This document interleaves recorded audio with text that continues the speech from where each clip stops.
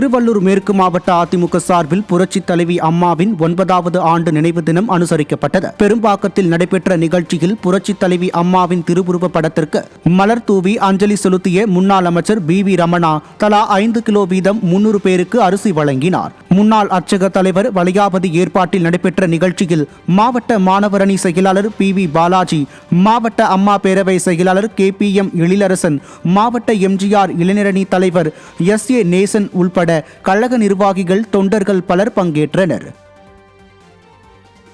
புரட்சித் தலைவி அம்மாவின் 9ஆம் ஆண்டு நினைவு நாளை ஒட்டி தாம்பரம் தொகுதிக்கு உட்பட்ட பகுதியில் செங்கல்பட்டு மேற்கு மாவட்டம் சார்பில் அம்மாவின் திருவுருவ படத்திற்கு மலர்தூவி மரியாதை செலுத்தப்பட்டது.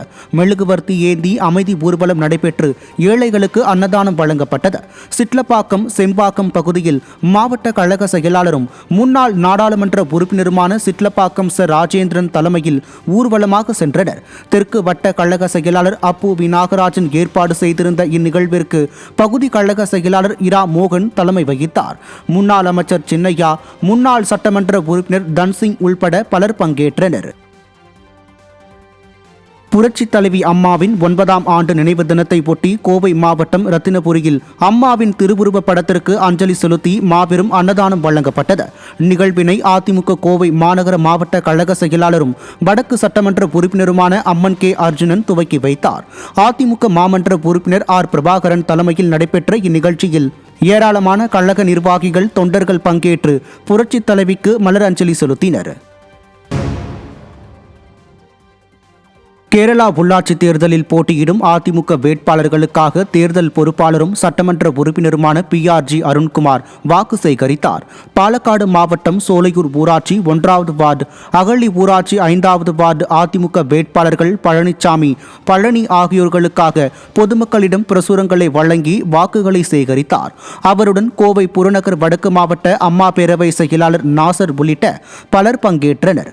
அதிமுகவினருக்கு செல்லும் இடங்களில் எல்லாம் பொதுமக்கள் சிறப்பான வரவேற்பு அளித்தனர். புரட்சித் தலைவி அம்மாவின் நினைவு தினத்தை ஒட்டி விருதுநகர் மேற்கு மாவட்ட கழகம் சார்பில் பேச்சுப் போட்டி நடைபெற்றது. 3 பிரிவுகளின் கீழ் நடைபெற்ற இந்த பேச்சுப் போட்டியில் விருதுநகர் மாவட்டத்தைச் சேர்ந்த ஏராளமானோர் கலந்து கொண்டு தங்கள் திறமைகளை வெளிப்படுத்தினர். இதில் முதல் 3 இடங்களை பிடித்தவர்களுக்கு விருதுநகர் மேற்கு மாவட்ட கழக செயலாளரும் முன்னாள் அமைச்சருமான கே.டி. ராஜேந்திர பாலாஜி பரிசு தொகை வழங்கினார். போட்டியில் கலந்து கொண்ட அனைவருக்கும் ஆறுதல் பரிசும் பாராட்டு சான்றிதழ்களும் வழங்கப்பட்டன. சேலத்தில் பொதுமக்கள் மற்றும் வியாபாரிகளிடம் அதிமுக ஆட்சியின் சாதனைகள் அடங்கிய பிரசுரங்கள் வழங்கி திண்ணை பிரச்சாரம் மேற்கொள்ளப்பட்டது. மாநகர் மாவட்ட புரட்சித் தலைவி அம்மா பேரவை செயலாளர் பரமகுரு ஏற்பாட்டில் திருவக்கவுண்டனூர் பகுதியில் இருந்து ஜங்ஷன் ரயில் நிலையம் வரை நடைபெற்ற இந்த நிகழ்ச்சியில் கழக அமைப்பு செயலாளரும் சேலம் மாநகர் மாவட்ட பொறுப்பாளருமான சிங்காரம் தலைமை தாங்கினார். இதில் மாநகர் மாவட்ட கழக செயலாளர் A.K.S.M. பாலு, சட்டமன்ற முன்னாள் உறுப்பினர் M.K. செல்வராஜு மற்றும் கழக நிர்வாகிகள் கலந்து கொண்டனர்.